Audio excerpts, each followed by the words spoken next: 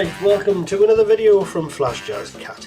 And as promised in the previous video, this one is going to cover a 1MB RAM upgrade on this 520 STFM that was kindly donated by Andy. And as mentioned in the previous video, I've already done some basic repairs to this machine, mainly to the case, because it had been dropped down the stairs. I think a cat knocked it out of the loft hatch. This didn't happen at my house, but that's cats for you. So I'm just having a look here. Got a nice place for a blitter chip. Interesting. I wonder if we can install that sometime. But anyway, yes, we're going to upgrade this one to 1MB of RAM, and we're going to do so with this little bag of chips I ordered, or rather, it's a bag of Sims, in fact, which have exactly the same kind of DRAMs on them as this particular machine. I've already took some of them off, so this should be fairly straightforward. I've also got the decoupling caps, so all I've got to really do, the only places I've got to actually clear solder from are down here at the bottom corner. I'll try and move this along. Actually, it's such a big board, it doesn't center very well on the desk, but yeah, down here is where I'm going to have to clear the holes for the decoupling caps. And other than that, it should be straightforward because they're basically surface mount DRAMs, so that's going to be nice and easy. Now, what I have noticed on this machine, which is kind of irritating, now I don't know how evident that is. So you can see we've got some smearing on here, which isn't very nice. Why is it doing that? I didn't notice that with a SCART cable I'd made years and years ago, and I've since lost it, unfortunately. But this particular SCART cable, well, I mean, I'm saying it's to do with the cable. I don't know whether it is or not, but I've got this streaking effect here, which isn't very nice at all. But then again, I generally tend to use STs when I do use them in mono high-res mode. But that's fairly disappointing, so I don't know if that's the fault of the cable or there's some sort of modification we could do to the computer. I know there's a modification. Exos has published a mod for the STE which addresses this exact issue, but this isn't an STE, so I don't know of any modification to address this sort of smeary effect with this particular machine. So we'll just have to live with that for the time being, but at least we get a picture.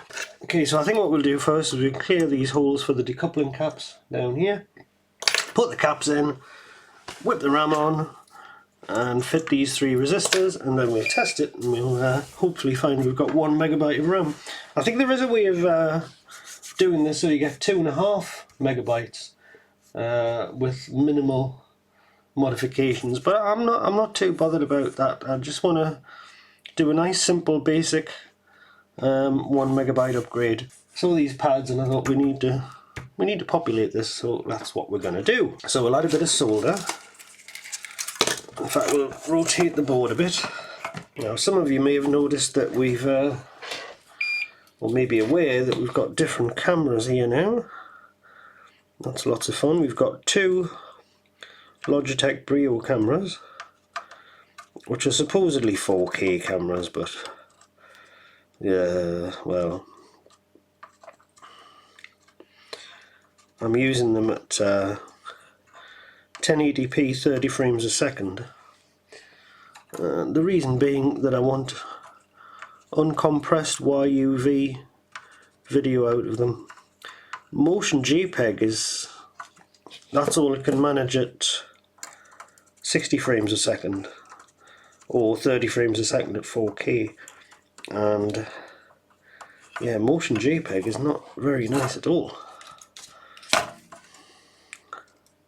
So I'm going for image quality over frame rate, but I like the cameras very much. Very nice. Alright, so I'm just add a bit of solder there. See, I'm thinking of just using wick on this instead of using the desoldering gun, but we'll see what happens. I bet this just does not work.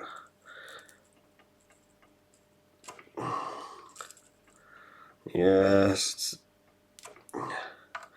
got lead-free solder going right through the board there. Yeah, it is working. They're working out okay. Ah, sod it. Put the desoldering going on. That's it. Oh, you son of a bitch. Well, I have to say that was an utterly miserable experience.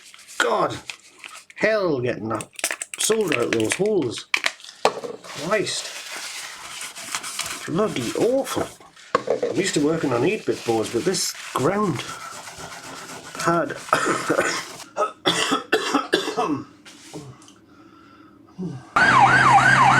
We will reintroduce the guidance to work from home. It just makes common sense.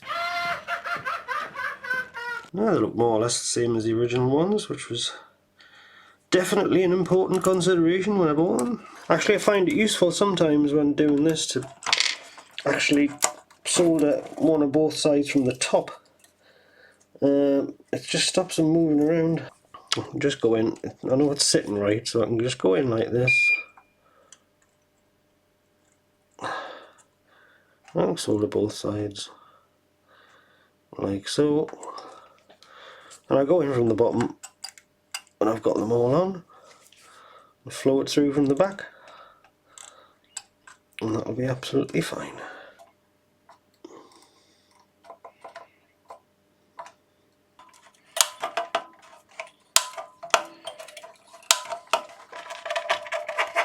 There we have it, our bypass capacitors all nicely installed. Right, so I've got half the RAMs off these little SIMs.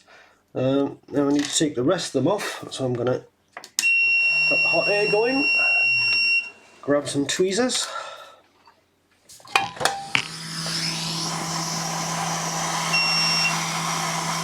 And off we go.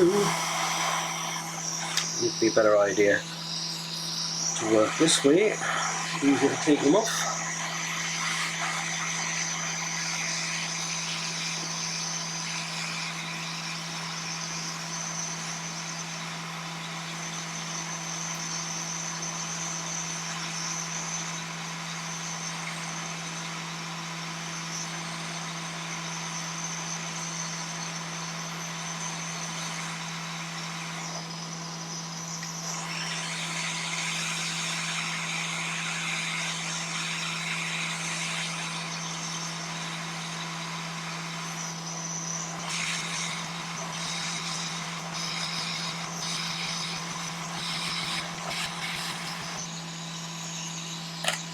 Okay, so I've got all the DRAMs that I need now. I'm going to try something. I'm going to try and just tin these pads. I'm going to have a go at floating one into place.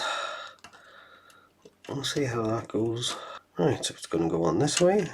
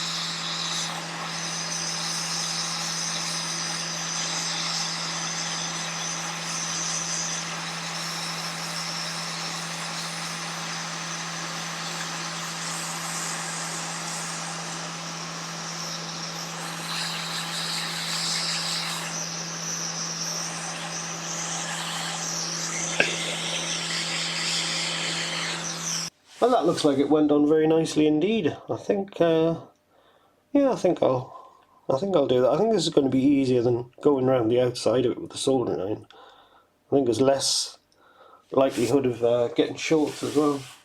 So I think we'll continue.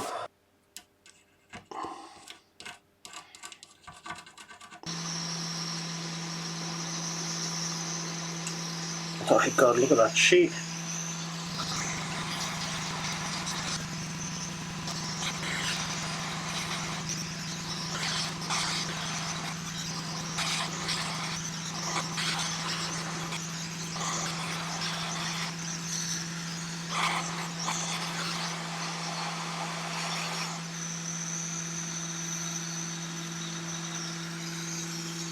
Alright, so that's the first bank done, and I think that looks pretty good. As far as I can see, everything soldered quite nicely and reasonably well aligned and nice and straight.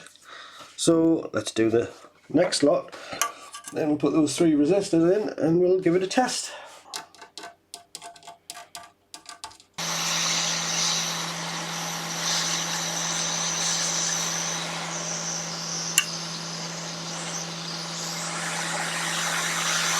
Alright, so there's all the RAM populated. It looks reasonably nice and straight. I've had a good close-up inspection of it, but well, who knows whether it'll work first time or not. But and now I'm going to grab 3 resistors here, put them in, and I think once that's done we should have 1 megabyte of RAM. Alright, so I've used 3 75 ohm resistors for R71, R72 and R73. I couldn't find any 68 ohm resistors. And I appear to have cut myself again. Nice. Do you have an Atari 8-bit computer that doesn't work, or a 16-bit computer that doesn't work? Or perhaps you just like some upgrades installing to the highest possible standard of workmanship? Well, if that's you, head on down to atari.co.uk, click on the hardware link at the top there and click on upgrades and repairs. And you can drop me an email, or you can fill in the quote form, and I will get back to you generally within 24 hours with a detailed response and a quote. And when it comes to the quality of modding and upgrades, the workmanship is beyond reproach and without compare, as evidenced by the testimonials we have here on the website, of which I will be adding more at some point, so you need not worry when sending your precious vintage computer in for me to work on it. And I accept domestic work here in the UK and work from overseas, and I'm very pleased to see that we have more and more people from abroad sending machines in for repairs and upgrades. Now, while I am primarily focused on Atari computers, I'm also keen to branch out into different platforms, and for that matter I also do component level board repair on PCs and laptops, so really I've got you covered whatever you need. So please get in touch today at atari8.co.uk and drop me a line or fill in the online form, and I will get back to you as soon as I possibly can, and I look forward to hearing from you. Right, this was a lot harder than it was supposed to be. So I got all the DRAMs on the board down here. And at first, when I tried to turn the machine on, I was getting like a black screen with a white border. I looked this up over on the Atari forum, and somebody else had exactly the same board, tried exactly the same 1 megabyte upgrade, and encountered the exact same problem. And that never seemed to be resolved. So it was kind of helpful to see that somebody else had a similar problem. Yeah, well, without giving the game away anyway, I'll turn the thing on and show you what actually happens now. So I've rigged the GoTech up, and I've got sysinfo on a disk image down there. So switch this machine on. There we go. So it boots finally, and I got it to boot by I actually had to take off every single chip. Because what was happening was that I was obviously getting shorts under the chips, and even after I took the chips off, in some cases the short was persistent. So what I ended up doing was fitting each individual DRAM and powering the machine up to check that it hadn't completely locked up. I was getting bombs on the screen, which was fine because it meant the thing worked with an incomplete amount of extra RAM. So I got the thing working, and it appeared to boot and everything was fine until... Okay, so everything seems to work beautifully fine. I've gone to high res mode here because sysinfo doesn't like to run in low res. So we'll run sysinfo. Everything working perfectly, but what we've got here is 512k. So the extra memory isn't actually causing it a problem. I even went, I did have 68 ohm resistors as it turned out, so I fitted them just in case. So I'm really at a loss now as to what's wrong, why it's not picking up this RAM. The machine is 100% functional. Other than that, I've gone over the because they're awkward chips to solder properly. These things, you're never entirely sure whether all the legs probably seated on the board. So I've gone over the thing again with flux and the soldering iron round the outsides. I think the other fella who tried this on this board, I think he eventually gave up. This board is a C103253 revision. I'd be very interested to know if anybody else has managed to get this modification to work. I was going to fix the keyboard power light as the finishing touch to this job, but at the moment I'm so cheesed off with it because I think it's, I don't know if it's, well, it doesn't work anyway. I don't know if it's got broken. So I'll have to take the keyboard apart to do that. But yeah, this has been a complete failure so far. I don't know if it's because there is a short somewhere under one of these chips, which would be a nightmare, or whether it's because these are actually slightly faster than the base RAM that's already on the board. So is there a timing issue going on? Some of these chips have a slightly different, they're the same chip, but some of them have AF and some have AA at the end. So what I've ended up is a mixture of these two different kinds of DRAM. One has AA at the end, one has AF at the end. Is that going to matter? I mean, they should be the same. So thank you very much for watching, and with a bit of luck I'll see you very soon. Right, I couldn't leave it alone. I've taken off the 8 DRAMs that had the AF suffix, which were spread all over the second bank. Taken them off with hot air. I didn't even bother replacing the solder. I just put a bit more flux on there to use the existing solder because I didn't want to start introducing more shorts. Whipped them off, put a set of AA chips on. So what I ended up with, what I bought without realising it, was 4 SIMs, 2 of which had the AA suffix DRAMs on them, and 2 of which had the AF suffix DRAMs on them, and I carelessly took 8 DRAMs from the AA SIM and 8 AF DRAMs from one of the other ones. I should have probably matched them. I've changed them anyway, and I'll show you what the result is. Right, so let's power on. Come on. Right, so I haven't got any shorts or other show-stopping problems. I've got so little room on this desk, I've actually got the ST mouse on the other desk. It's a bit fiddly, and double click is not easy. I should use the mouse stuff for this, but I will do that later on. Now come on, double click. Here we go. Right, now let's see what it says.